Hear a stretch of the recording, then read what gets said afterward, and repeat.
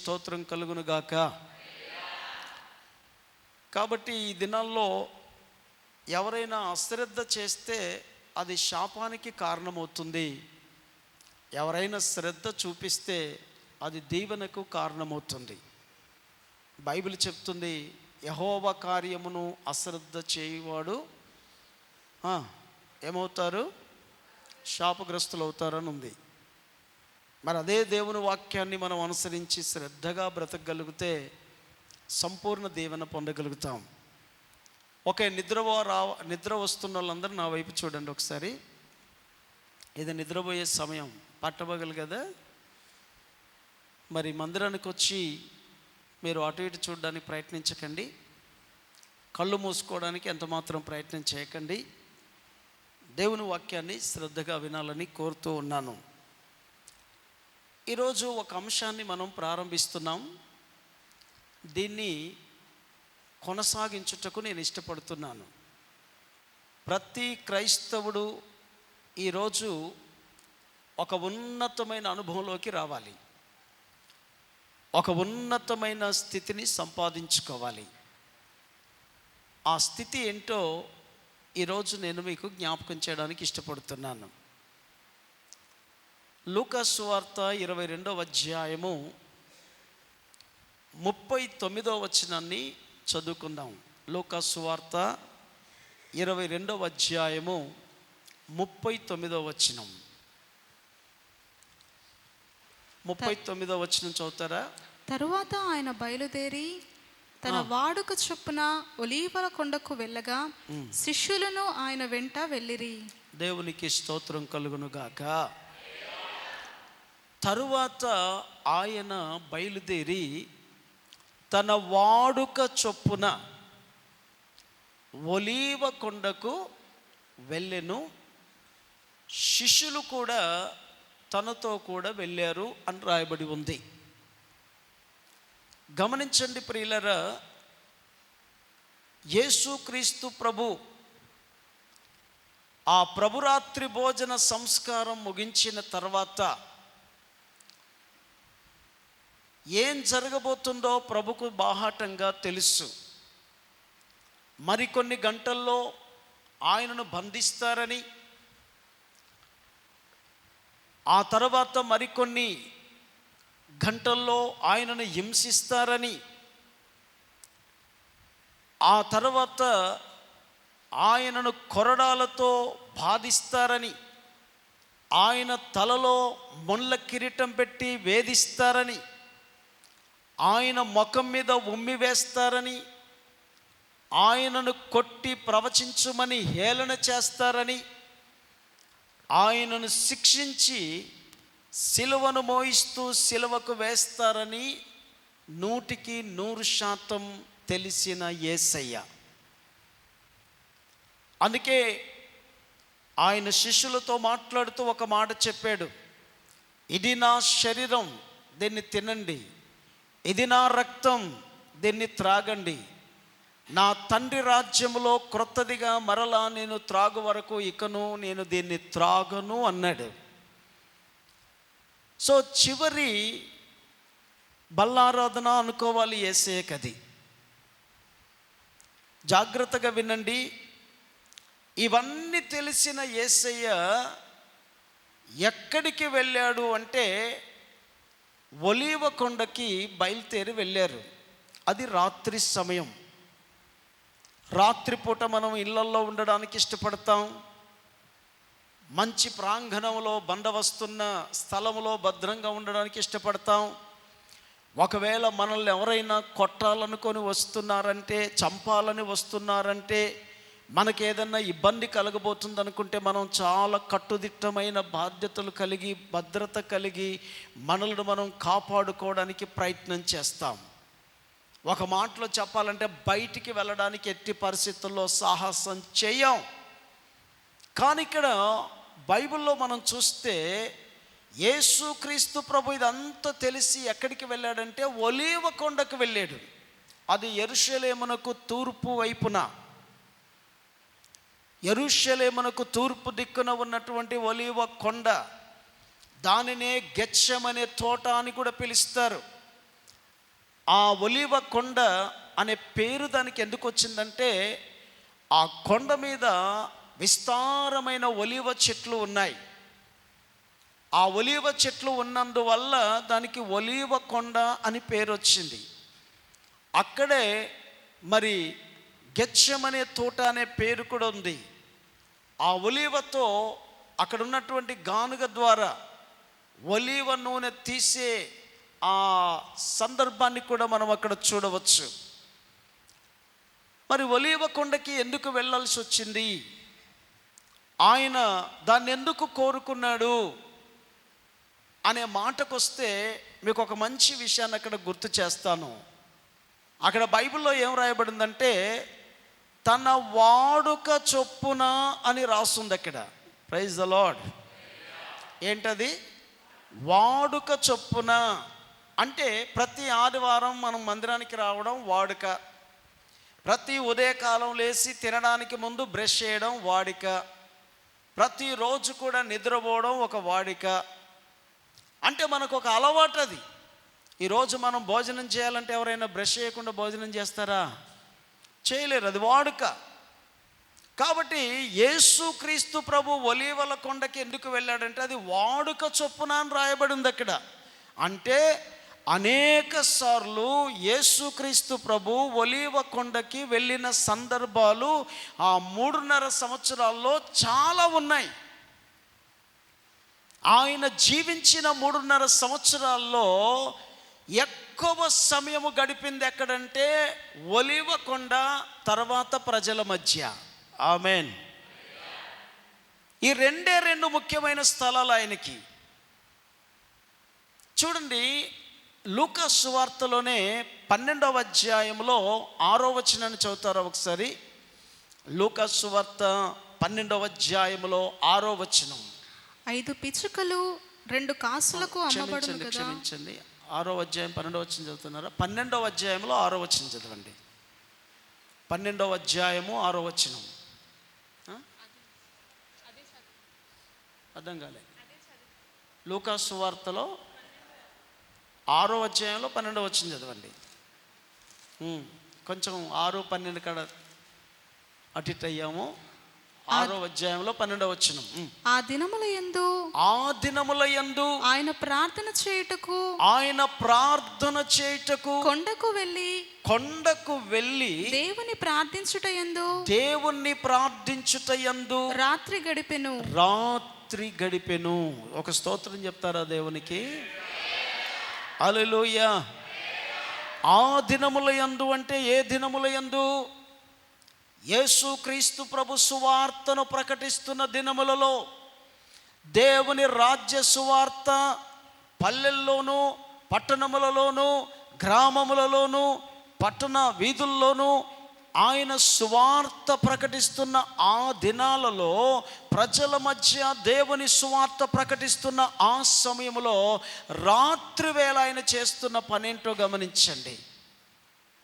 ఆయన కొండకు వెళ్ళి దేవుణ్ణి ప్రార్థించుటలో రాత్రి గడిపెను. Praise the lord.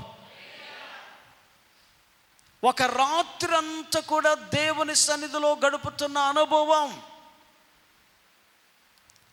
ఇలాగ అనేక సార్లు, అనేక పర్యాయములు ఆ ఒలీవ కొండకు వెళ్ళి దేవుని సన్నిధిలో ఏకాంతంగా గడిపిన సందర్భాలు, రాత్రులు చాలా ఉన్నాయి యేసేకి. అందుకే మనం ఇంతకుముందు చదువుకున్న వాక్య భాగంలో వాడుక చొప్పున అంటాడు. అక్కడ వాడుక చొప్పున అంటే తరచుగా స్థలానికి వెళ్తున్నాడు ఆయన. సాయంకాలం వెళ్ళిన సందర్భాలు, రాత్రి వెళ్ళిన సందర్భాలు, ఉదయకాలం వెళ్ళిన సందర్భాలు. ఒక మాటలో చెప్పాలంటే ఆయన ఉంటే పట్టణంలో ఉంటాడు, లేదంటే ఒలీవ కొండలో ఉంటాడు. సరే, అన్ని రోజు చెప్పడానికి వీలు కాదు. నేను యేసుక్రీస్తు ప్రభు యొక్క 2వ రాకడను గూర్చిన విషయాలన్నీ చెప్పేంత వరకు దీన్ని కొనసాగిస్తాను. ఆమేన్. Praise the Lord. ఏ ఒలీవ కొండను గురించి ఇప్పుడు మనం మాట్లాడుకుంటున్నామో, ప్రభు అయిన యేసుక్రీస్తు అదే ఒలీవ కొండల మీద తన పాదము మోపబోతున్నాడని బైబిల్ చెప్తుంది. హల్లెలూయా. ఒలీవ కొండకు ఉన్నటువంటి ప్రాధాన్యతలో ఈరోజు మనం నేర్చుకోవలసిన పాఠం ఏంటంటే, ఆయన ఒలీవ కొండకు వెళ్ళి ఏం చేస్తున్నాడు? విశ్రాంతి తీసుకోవట్లేదు, కాలక్షేపణ చేయట్లేదు, ఏదో సమయాన్ని గడపట్లేదు. సాక్షాత్తు దేవుని కుమారుడై ఉన్న ఆయన ఏదో ఒక భవనములో, ఒక ఇంటిలో, నిజానికి చెప్పాలంటే ఈ రోజుల్లో మనకు మంచి గృహాలు ఉన్నాయి, ఎండాకాలం వచ్చింది, మనకి మంచి కూలర్లు ఉన్నాయి, ఏసీలు ఉన్నాయి కొందరికి. ఈరోజు సౌకర్యవంతమైన సుఖమైన మరి జీవితాన్ని మనం గడుపుతున్నాము. కానీ ఆయన తండ్రి చిత్తము నెరవేర్చుటలో, ఆయన పని తుదముట్టించుటలో ఆయనకున్న వాడుకేంటంటే, ప్రజల మధ్య పరిచర్య జరిగించిన తర్వాత ఆయన ఒలీవ కొండకు వెళ్ళి రాత్రంతా ప్రార్థనలో గడుపుతున్నాడు. స్తోత్రం కలుగును గాక. ఈరోజు ఆల్ నైట్ ప్రేయర్కి ఎంతమంది ఇష్టపడుతున్నారు? జనవరి మాసంలో ఎంతమంది ఆల్ నైట్ ప్రేయర్కి వచ్చారు? ఎన్ని చేతులు ఎత్తాయో చూడండి. పోనీ ఫిబ్రవరి మాసంలో ఎంతమంది ఆల్ నైట్ ప్రేయర్కి వచ్చారు? ఆ చేతులు అట్లాగనే ఉంటాయి, కొన్ని దిగిపోతాయి. ఈ బుధవారం ఎంతమంది ఆల్ నైట్ ప్రేయర్కి వస్తారో? మీకు రోషం పుట్టాలని చెప్తున్నాను, మీకు పౌరుషం రావాలని చెప్తున్నాను. ఒకవేళ మీరు రాత్రి ప్రార్థన నిర్లక్ష్యం చేస్తే మీరు నష్టపోతారని కూడా చెప్తున్నాను. ఈ రోజుల్లో నువ్వు జయించలేకపోతున్నావు, విజయాన్ని సాధించలేకపోతున్నావు అంటే దానికి కారణం ఏంటో తెలుసా?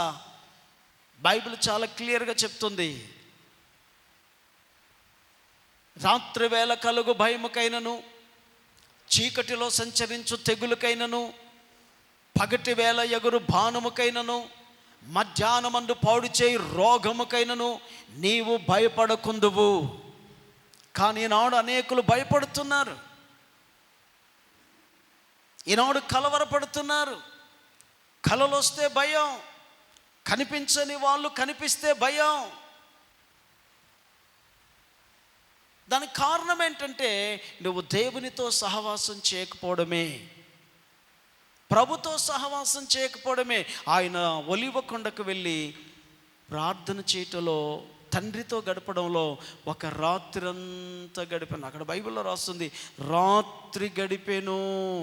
ఆమేన్, స్తోత్రం కలుగును గాక. మీకు ఒక పరీక్ష, ఇప్పుడు ఇంటర్మీడియట్ పరీక్షలు ఈ వారంలో అయిపోతాయి, నెక్స్ట్ 10th పరీక్షలు స్టార్ట్ అవుతున్నాయి. కానీ ఈ బుధవారం ఆల్ నైట్ ప్రేయర్కు మీకు ఒక పరీక్ష పెడుతున్నాను నేను. కుటుంబంలో ఒక్కరు మిగలకుండా వచ్చి దేవుని మందిరంలో మోకరించండి, లేకపోతే కష్టమే. ఇప్పుడు మనం అరగంటలో ప్రసంగాన్ని ముగించుకుంటాం, కానీ ఆల్ నైట్ ప్రేయర్లో అరగంటలో ముగించుకుంటామా? అట్లీస్ట్ 6 hours మనకు టైం. ఆల్ నైట్ ప్రేయర్లో మన టైం ఎంతో చెప్పండి? 9 గంటలకు ప్రారంభించి ఎన్ని గంటలకు ముగించాలి? 3 గంటల కంటే కనీసం 6 గంటల సేపు దేవుని సన్నిధిలో గడపడానికి ఎంతైనా ప్రార్థించవచ్చు, ఎంతైనా పాడవచ్చు, ఎంతైనా వాక్యాన్ని ధ్యానించవచ్చు, ఎంతైనా ఆత్మలో ఆనందించవచ్చు. నెలలో ఒక రాత్రి ఈ భాగ్యాన్ని పోడగొట్టుకుంటున్న మీరు ఎంత నష్టపోతున్నారో దేవుని బిడ్డలారా. యేసయ్య రాత్రి అంతా ప్రార్థనలో గడిపినప్పుడు నీకేమైంది? ఇప్పుడు నువ్వెందుకు గడపలేకపోతున్నావు? నువ్వెందుకు ప్రార్థించలేకపోతున్నావు? నువ్వెందుకు సమయాన్ని ఇవ్వలేకపోతున్నావు? పైగా చాలామంది, మాకు రాత్రి నిద్ర పట్టట్లేదు, మెడలు నొప్పులేస్తున్నాయి, నడుము నొప్పిలేస్తుంది, కాలు నొప్పిలేస్తుంది, కడుపు నొప్పిలేస్తుంది, రాత్రిపూట కలలు వస్తున్నాయి, వాళ్ళు కనపడుతున్నారు, వీళ్ళు కనపడుతున్నారు, అవి కనపడుతున్నాయి, ఇవి కనపడుతున్నాయి. అప్పటి నుండి నాకు మనసు బాగలేదు, హృదయం బాగలేదు, శరీరం బాగలేదు, కుటుంబం బాగలేదని ఇవన్నీ చెప్తున్నారే. మాలాంటి వాళ్ళు ఎప్పుడు పడుకున్నా నిద్ర వస్తుంది, ఎప్పుడు లేచినా ప్రార్థన చేస్తాం. స్తోత్రం కలుగును గాక. మాకేం బాధలు లేవనుకుంటున్నారా? మీకంటే డబుల్ బాధలు ఉన్నాయి మాకు. రాత్రి ప్రార్థన చేయడంలో గడిపిన అనుభవానికిలోనికి రండి దేవుని బిడ్డలారా. గత ఆదివారం మనం ఒక ప్రార్థనా గోపురాన్ని ప్రారంభించాం. ఎంతమందికి తెలుసు ప్రార్థనా గోపురం ప్రారంభించబడిందని? స్తోత్రం కలుగును గాక. ఎంతమంది ఈ వారంలో వచ్చి ప్రార్థన చేశారు? ఆఖరి రోజైనా సంపాదించుకున్నట్టున్నది. స్తోత్రం కలుగును గాక. హల్లెలూయా. ప్రార్థన విలువ మీకు ఇంకా అర్థం కావట్లేదు. ఏకాంతంగా దేవునితో గడపడం అనేది మీకు ఇంకా అర్థం కావట్లేదు. దేవుని బిడ్డలారా, కష్టం వచ్చినప్పుడు అయ్యగారు ప్రార్థన చేయండి, నిద్ర పట్టట్లేదు ప్రార్థన చేయండి, శోధన వచ్చింది ప్రార్థన చేయండి, కష్టం వచ్చింది ప్రార్థన చేయండి, ఇంట్లో మనశ్శాంతి లేదు ప్రార్థన చేయండి కాదు. కాలాన్ని బట్టి చూస్తే, నీ అనుభవాన్ని బట్టి చూస్తే, నీ యొక్క క్రైస్తవ జీవితాన్ని బట్టి చూస్తే, నీవు ఇతరుల కొరకు ప్రార్థించి, నీవు ఇతరుల్లో పనిచేస్తున్న దుష్ట సాతాను శక్తులను బంధించవలసిన, విడిపించవలసిన స్థితిలో ఉండవలసిన నీవు ఒక క్రైస్తవునిగా, దేవుని బిడ్డగా ఈనాడు నువ్వే ప్రార్థనలు కోరుతూ కాలాన్ని గడిపేస్తున్నావు అంటే నువ్వు ఎంత బలహీనరాలుగా ఉన్నావో ఆలోచించే. అదేం మా ఇంటి వాళ్ళు రక్షణ పొందాలని ప్రార్థన చేయండి అయ్యా, మా ఇంటి పక్క వాళ్ళు రక్షణ పొందాలని ప్రార్థన చేయండి అయ్యా, మా బంధువులు రక్షణ పొందాలని ప్రార్థన చేయండి అని అడుగుతున్నారా? కాదే. నా యేసయ్య వాడుక చొప్పున ఆ కొండకు వెళ్ళాడంటే అర్థం అదే. ఆ రోజే కాదు, అనేక మార్లు ఆయన కొండకు వెళ్ళి కాలాన్ని గడిపి ప్రార్థన చేసిన సందర్భాన్ని చూస్తున్నాం. ఇక్కడైతే ప్రార్థన చేయటంలో రాత్రి గడిపెను. నెలలో ఒక్క రాత్రి మీరు దేవుని సన్నిధిలో గడపడానికి ఒక తీర్మానం చేసుకోండి. ఈరోజు మీ ఎదుట ఏ పాపము నిలవదు, ఏ సాతాను నిలవదు, ఏ శక్తులు నిలవవు, ఏ వ్యతిరేకపు తలంపులు మీ ఎదుట నిలవజాలవు. Praise the Lord. హల్లెలూయా. ఎంతమందికి అర్థమవుతుంది నేను చెప్పేది? నిజంగా అర్థమైన వాళ్ళు ఇట్లా చేయొద్దండి. కొంచెం అర్థమైన వాళ్ళు వచ్చే బుధవారం తెలుస్తుంది ఎంతమందికి అర్థమైందో. స్తోత్రం కలుగును గాక. సరే, నేను ఒక మాట అడుగుతాను. విని అలా వదిలేయడమేనా, విని అనుసరించడమా? చెప్పండి. విని అనుసరించుదామా, వదిలేద్దామా? ఇప్పుడు అనుసరించుదామంటే మరి ఏం చేయాలి? ఇప్పుడు యేసు ప్రభులాగా మనం కూడా ఒక రాత్రి దేవుని మందిరంలో ప్రార్థన చేయడం అవసరత ఉందా లేదా? ఓ మాట అడుగుతాను. ఆ కాలంలో బాగలేనప్పుడు మందిరానికి వచ్చారా, బాగున్నప్పుడు మందిరానికి వచ్చారా? మీరు అసలు యేసు ప్రభు దగ్గరికి బాగలేనప్పుడు వచ్చారా, బాగున్నప్పుడు వచ్చారా? మరి ఇప్పుడు ఎందుకండి యేసు ప్రభు దగ్గర రావడానికి బాగలేక రాలేదు? కొంచెం తలనొప్పి వచ్చింది రాలేదు, కాలు నొప్పి వచ్చింది రాలేదు. ఇక్కడికి వస్తే అవన్నీ పోతాయనే నమ్మకం ఏమైంది నీకు? ఇక్కడికి వస్తే అవన్నిటిని జయించగలమనే నమ్మకం ఏమైంది నీకు? నా యేసయ్య కొండకు వెళ్ళి తండ్రికి ప్రార్థన చేయటంలో రాత్రంతా గడిపెను. ఈ మాట మీ గుండెల్లో ప్రతిధ్వనించును గాక. ఆమేన్. మీరు శోధనలో ప్రవేశించకుండానట్లు మెలకువగా ఉండి ప్రార్థన చేయండి. ఆ దినం ఎప్పుడో, ఆ సమయం ఎప్పుడో మీకు తెలియదు కనుక ప్రార్థించండి అని చెప్పాడు. సరే, దినమంతా పనులు చేసుకుంటున్నాం, రాత్రి ప్రార్థన చేయడానికి ఏమైంది? రండి. ఒకప్పుడు మందిరం సరిపోయేది కాదు, ఇప్పుడేమో మందిరం ఖాళీగా ఉంటుంది. ఏమైపోయింది విశ్వాసుల జీవితం? జాగ్రత్త ప్రియులారా, జాగ్రత్త. ఒక వారం విడిచి ఒక వారం రావడం కాదు మందిరానికి. మేలుకొనండి, జాగ్రత్త పడండి. దుర్దినాల్లో ఉన్నాం, అపాయకరమైన దినాల్లో ఉన్నాం, శత్రువులు పొంచి ఉన్న దినాల్లో ఉన్నాం, క్రైస్తవ్యాన్ని వ్యతిరేకిస్తున్న దినంలో ఉన్నాం, అనేకులు సేవకులను, స్వార్థ చెప్తున్న వారిని, సంఘాలను హింసిస్తున్న దినాల్లో ఉన్నాం. ప్రార్థించేవాడే రక్షించబడతాడని బైబిల్ చెప్తుంది. ప్రార్థించేవాడేవాడో వాడే దేవుని రాజ్యంలో ఎత్తబడతాడని బైబిల్లో రాస్తుంది. ప్రార్థన లేని వాళ్ళు రేపు ప్రభు సన్నిధిలో ఎత్తబడలేరు, ఆయన రాజ్యంలో చేరలేరు. కాబట్టి నామకార్థపు 2-3 నిమిషాలు 5 నిమిషాల ప్రార్థన కాదు, రాత్రులు పగళ్ళు ప్రార్థించే అనుభవంలోకి రావాల్సిందిగా కోరుతున్నాను. చివరిగా నేను ముగించే ముందు ఈ నాటికి ఒకసారి మీరు 21వ అధ్యాయంలో 37, 38 వచనాలు చదువుతారా? అక్కడే లూకాసు సువార్త 21వ అధ్యాయము 37, 38 వచనాలు.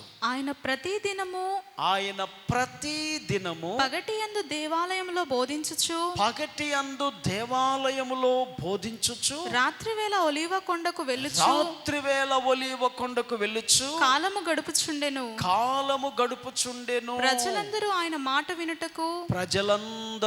మాట వినుటకు దేవాలయములో ఆయన యొద్దకు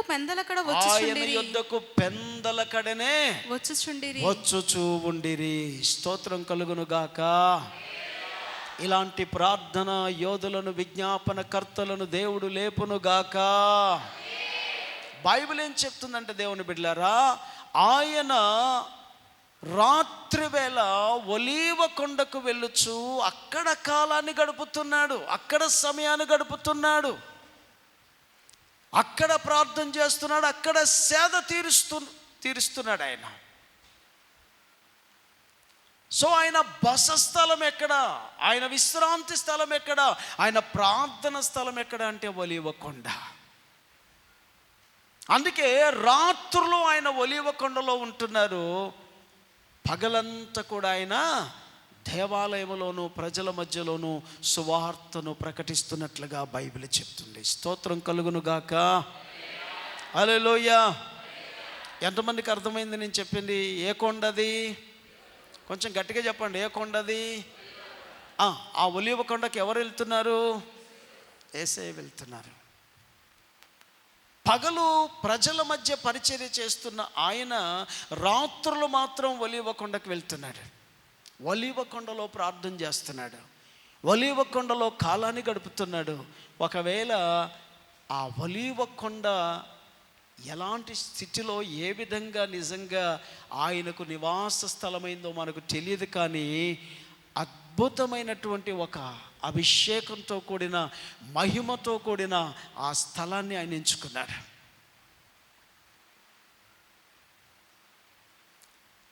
ఈరోజు మిమ్మల్ని ఏ కొండకు పంపించినా కళ్ళు మూసి ప్రార్థన చేయలేరు. స్తోత్రం కలుగును గాక. మన సమీపంలో చుట్టూ కొండలు ఉన్నాయి కొన్ని. ఏ కొండకు మిమ్మల్ని రాత్రి పంపించినా కళ్ళు మూసుకొని మోకాళ్ళ మీద ఉండి చేతులెత్తి ప్రార్థన చేస్తారా? చేసేటోళ్ళు ఎవరైనా ఉన్నారా? అంత సాహసం, అంత ధైర్యం చేయరని నాకు అర్థమైంది. స్తోత్రం. కానీ ఎంత అద్భుతంగా ఉంటుందో తెలుసా అండి? ఒకరోజు ఒక సువార్త దండయాత్రలో, బహుశా అది కరీంనగర్ జిల్లా అటు మల్యాల మండలము ఏదో ఉన్నట్టుంది అది. మేము సువార్త పరిచర్య కొరకు వెళ్ళాము. అక్కడ 3 రోజులు సభలు కూడా జరుగుతున్నాయి.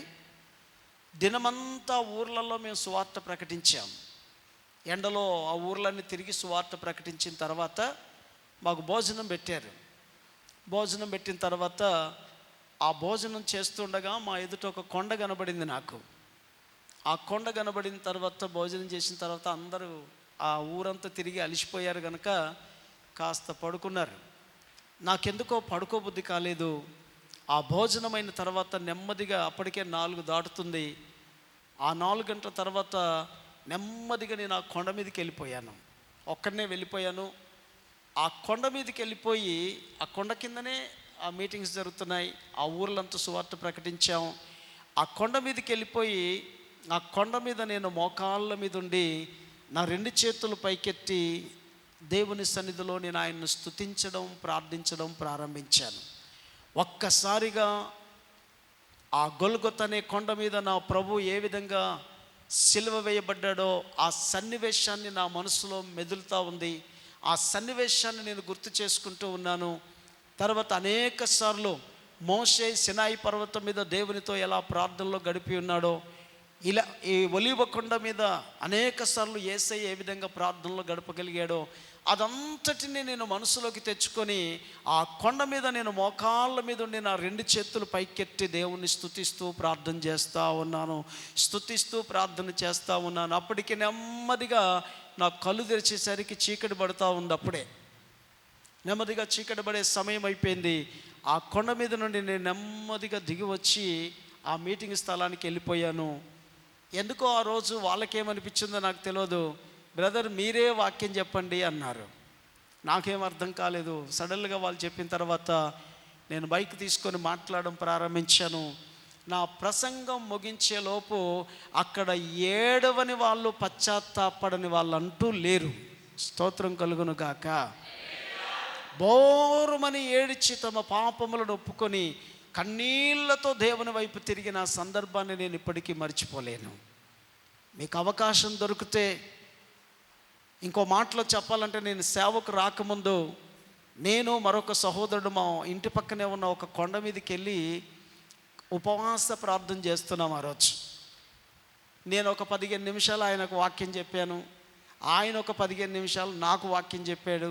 మొత్తానికి ఆ ఉపవాస దినమంతా కొండ మీద గడిచింది మాకు. విచిత్రమైన సంగతి చెప్పన, అదే వారంలో ఇంచుమించు వారమా 10 రోజుల్లోనో ఏదో ఒక మీటింగ్ చర్చిలో జరుగుతుంది. అసలు ఏమీ తెలియదు, ప్రార్థన జరుగుతుంది. పాస్టర్ గారు ఏం చేశారంటే, ఇప్పుడు ఐజే వచ్చి వాక్యం చెప్తాడు అన్నాడు. నాకేం అర్థం కాలేదు, సంఘానికి ఏం అర్థం కాలేదు. ఎప్పుడూ నేను చర్చిలో నిలబడి అప్పటికీ నేను వాక్యం చెప్పలేదు. ఏంటి పాస్టర్ గారు ఆయన చెప్పమన్నాడని పాస్టర్ గారు అందరూ అనుకుంటున్నారట. నాకు ఏం అర్థం కాలేదు. మొత్తం మీద వచ్చిందే అవకాశం అని లేచిపోయి నిలబడి నేను వాక్యం చదివి బోధించడం మొదలుపెట్టాను. అందరూ అనుకున్నారట ఏదో 2 మాటలు చెప్పి దిగిపోతాడు కావచ్చు అని. నేను ఎంతసేపు ప్రసంగం చేశానో తెలుసా అండి? 45 నిమిషాలు చెప్పానట నేను. స్తోత్రం కలుగును గాక. మీకు ఎందుకు ఈ విషయాలు గుర్తు చేస్తున్నానో తెలుసా? సొంత అనుభవం నుండి చెప్తున్నాను. ఒక ఉన్నతమైన అనుభవం ఏంటంటే, ఏకాంతంగా దేవుని సన్నిధిలో మోకాళ్ళ మీద నుండి ప్రార్థన చేసి సంపాదించుకోవడమే. స్తోత్రం కలుగును గాక.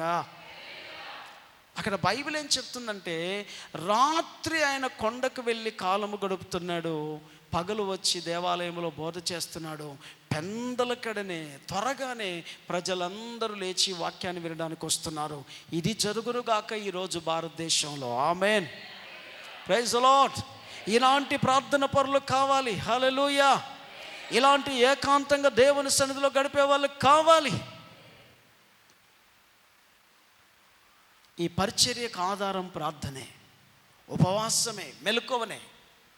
ప్రార్థన, ఉపవాసం, మెలకువ ప్రార్థన, ఇవి లేకుండా ఈ పరిచర్య లేదు. అక్కడ చిన్న ప్రార్థన గోపురం ఉన్నప్పుడు అందరూ వచ్చి ప్రార్థన చేసేవాళ్ళు. చర్చి పెంచినప్పుడు ఆ ప్రార్థన గోపురం తీసేస్తే అందరూ ఏడ్చారు. అందుకే నాకు అప్పటి నుండి మనసులో పడిపోయి ఇప్పుడు పూర్తిగా ఎత్తైన స్థలంలో ప్రార్థన గోపురం కట్టాం. అది మీ కొరకు ఎదురు చూస్తుంది. స్తోత్రం కలుగును గాక. ప్రస్తుతం మన ఒలీవ కొండ అదే. ఆమేన్. ఎంతమందికి అర్థమైంది? ఏది మన ఒలీవ కొండ? ఏది చెప్పండి? మందిరం పైన ఒలీవ కొండ, అదే ప్రార్థన గోపురం. ప్రస్తుతం మన ఒలీవ కొండ అదే. ఆ ఒలీవ కొండలో మీకున్న సమస్యలను బట్టి ఒక్క రాత్రంతా గడుపుటకు రండి. మిమ్మల్ని ఎవ్వరు అభ్యంతరం చెప్పరు. అక్కడ మీ ఇంట్లో లేని చల్లని గాలి అంతా అక్కడే వస్తుంది. ఇప్పటికీ దాంట్లో ఫ్యాన్ లేదు.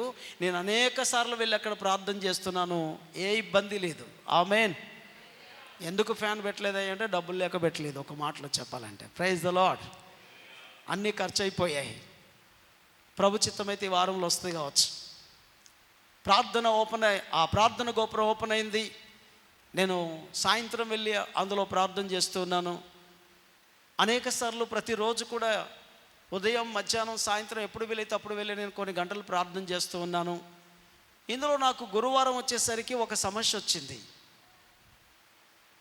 ప్రార్థన గోపురాన్ని కట్టడానికి చాలా ఖర్చు అయింది.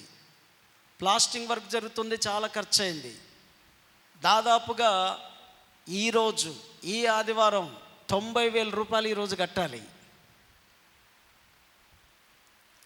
90 రూపాయలు కాదు, 900 కాదు, 9,000 కాదు, ఎంత? 90,000 ఈరోజు కట్టాలి. గురువారం నేను మందిరంలో రాత్రి 9 గంటలకు ఉన్నాను. అప్పటిదాకా నేను స్తుతిస్తూ వచ్చాను, ఆత్మల రక్షణ కొరకు ప్రార్థన చేస్తూ వచ్చాను. ప్రతిరోజు సంఘక్షేమం కొరకు ప్రార్థన చేస్తూ వచ్చాను. ప్రార్థన పరులను లేపండి అని ప్రార్థన చేస్తూ వచ్చాను. కానీ గురువారం నాకు ఒక భయం వేసింది. ఏంటి ఆ భయం అంటే, నేను ఆదివారం 90,000 కట్టకపోతే ఇబ్బంది అవుతుందేమో, సమస్య అవుతుందేమో, ఇప్పటి వరకు నేను అటు ఇటు రొటేషన్ చేస్తూ వచ్చాను కానీ ఈ ఆదివారం నేను చెయ్యలేను, ఒకవేళ నేను అది కట్టకపోతే నాకు కొద్ది ఇబ్బంది కలిగే అవకాశం ఉంది అని నేను ఆ సమయంలో దేని కొరకు ప్రార్థించట్లేదు. ప్రభువా, ఒక్కటి అడుగుతున్నాను, ఈరోజు శనివారము లోపు, ఆదివారం కట్టాలి, శనివారము లోపు నాకు ఏ రకంగా మీరు సహాయం చేస్తారో ఇది ఒక్కటి మాత్రం నేను గట్టిగా నీ పాదాల దగ్గర అడుగుతున్నాను. ఇప్పుడు ఎవ్వరి వైపు చేతులు చాపలేను, ఎక్కడ అప్పడగలేను. సంఘములో ఒకవేళ ప్రకటిస్తే నన్ను వేదికనే ఎక్కనియరు మా వాళ్ళు. స్తోత్రం కలుగును గాక. మరి ఇప్పుడు ఏం చేయాలో నాకు అర్థం కావట్లేదు, ఇతరులను అప్పడిగే పరిస్థితి కూడా లేదు. నాకేం చేస్తావో ప్రభా, ఈ 3 రోజుల్లో ఏదైనా ఒక మార్గం తెరవండి, అది ఎలాంటి మార్గమైనా సరే ఆ 90,000 నేను కట్టాలి. ఇక సంపూర్ణంగా నమ్ముతున్నాను ప్రభా, నీవే కార్యం చేయి, ఇక నీ చిత్తం జరిగించు అన్నాను. శుక్రవారం అయిపోయింది. శుక్రవారం రాత్రి నాకు ఒక మెసేజ్ వచ్చింది, మీకు కావాలంటే 30,000 లోన్ ఇస్తాం రండి అని. అరే ఇదేదో బాగానే ఉంది, ఎంతో కొంత ఉపయోగపట్టేట్టుంది కదా అని అనుకున్నాం, ఏదో ఆలోచించి వదిలేసాం. నిన్నటి రోజు ఆ ప్రయత్నం చేశాం. నిజంగానే అక్కడికి వెళ్ళిన తర్వాత ఇంతకంటే ఎక్కువ లేదండి, మీరు ఇంతకంటే ఎక్కువ అంటే కష్టమే అని అన్నారు, కొద్దిగా ఆగండి అన్నారు. అప్పుడు నేను మా షారోను ఏదో ప్రార్థన చేస్తూ ప్రయత్నాల్లో ఉన్నాం. ఈలోగా మాకు ఇంకొక ప్రయత్నం మొదలుపెట్టాము మేము. ఆ ప్రయత్నం కొంచెం సఫలమవుతున్నట్లు వచ్చి ఇంటికి వచ్చేసాం. మొత్తానికి గత రాత్రి గోదావరికంలో ప్రార్థన కూటం అయిపోయిన తర్వాత నేను ప్రార్థన చేసుకుంటూ ఉండే లోపల ₹1,00,000 నా అకౌంట్లోకి వచ్చేసాయి. హల్లెలూయా. కానీ అది అప్పే. స్తోత్రం కలుగును గాక. మనిషికో ₹1000 మీరే కట్టండి ఆ అప్పును, నాకు తెలియదు. Praise the lord. అది అప్పో ఏదో నాకు తెలియదు కానీ నా అకౌంట్లో ₹1,00,000 మొత్తానికి రాత్రి సమకూర్చబడ్డాయి. స్తోత్రం కలుగును గాక. ఈరోజు నేను హ్యాపీగా ధైర్యంగా ఉన్నాను. అది ఎట్లా కడతామంటే నెలకి 4,500 కట్టాలట. కడతాంలే, మా వాళ్ళందరూ చూసుకుంటారులే అని ధైర్యం ఉంది నాకు. Praise the Lord. ఆమేన్. ఎందుకు ఈ మాట చెప్తున్నానంటే, ప్రార్థన గోపురంలో మొట్టమొదటి జవాబును నేను పొందానని గర్వంగా చెప్తున్నాను. Praise the Lord. హల్లెలూయా. ప్రార్థన గోపురం ప్రారంభించబడిన తర్వాత నా మట్టుకు నేను ఆ బాధను దేవుని దగ్గర వ్యక్తపరిచాను. ఈరోజు దాన్ని కలిగి ఉన్నాను. ఎందుకు ఈ మాట చెప్తున్నానంటే, ఒలీవ కొండ మీద యేసయ్య చేసిన ప్రార్థన ఈనాడు ప్రపంచాన్ని కదిలించి 100 కోట్ల మంది యేసయ్యను ఆరాధించే ప్రజలుగా లేపబడ్డారు. స్తోత్రం. డబ్బు కాదు కానీ, ఏదో మన అవసరతలు తీర్చబడ్డం కాదు కానీ, ఆ ప్రార్థన గోపురపు యొక్క విలువేందంటే, ఈ చుట్టుపక్కల ప్రాంతాల్లో ఉన్న ప్రజలందరూ వచ్చి ఇక్కడ ఆరాధన చేయాలి. ఆమేన్. ఎంతమంది నమ్ముతున్నారు? సో మీరు పనిని ప్రారంభించండి, ఆయన పని ఆయన ప్రారంభిస్తాడు. పురుషులైతే రాత్రి వేళ ప్రార్థించడానికి రండి, స్త్రీలైతే పగటి వేళ ప్రార్థించడానికి రండి. ఇలాగా రాత్రి పగలు ప్రార్థన జరుగుతుండగా ఈ మందిరము ఎప్పుడు ఎక్కడ ఖాళీగా ఉండదు. స్తోత్రం కలుగును గాక. ప్రభు రాకడ ఆలస్యం అయితే మనం ఇంకా సజీవంగా బ్రతికుంటే ఆ ప్రార్థన గోపురంలో రాత్రి పగలు జరిగే ప్రార్థన ద్వారా, కన్నీళ్ళ ద్వారా, ఉపవాసముల ద్వారా ఈ చుట్టుపక్కల ప్రాంతాల్లో నుండి, పట్టణములో నుండి వేలాది మంది రక్షించబడి ఈ స్థలములో చూడాలనేదే ఆశ. అలాంటి గొప్ప కార్యము దేవుడు చేయునుగాక. సో యేసయ్య వాడుక చొప్పున ఒలీవ కొండకు వెళ్ళి ఆయన ప్రార్థన చేస్తున్నప్పుడు ఆయన శిష్యులు కూడా ఆయన దగ్గరికి వెళ్ళి ప్రార్థన చేస్తున్న సందర్భాన్ని చూస్తున్నాం. వచ్చే వారం మిగిలిన విషయాలు, ఒలీవ కొండ మీద యేసయ్య చేసిన కొన్ని కార్యాలు మరలా ధ్యానం చేద్దాం. మోకరించండి, ప్రార్థన చేసుకుందాం. దేవుడి మాటలు దీవించునుగాక. అందరూ నిలువు మోకాళ్ళ మీద ఉండి మీ చేతులు పైకెత్తి ఒక మాట ప్రార్థన చేసుకుందాం. అందరూ నిలువు మోకాళ్ళ మీద ఉండి రెండు చేతులు పైకెత్తి, ప్రభా ఒలీవ కొండలో మీరు గడిపిన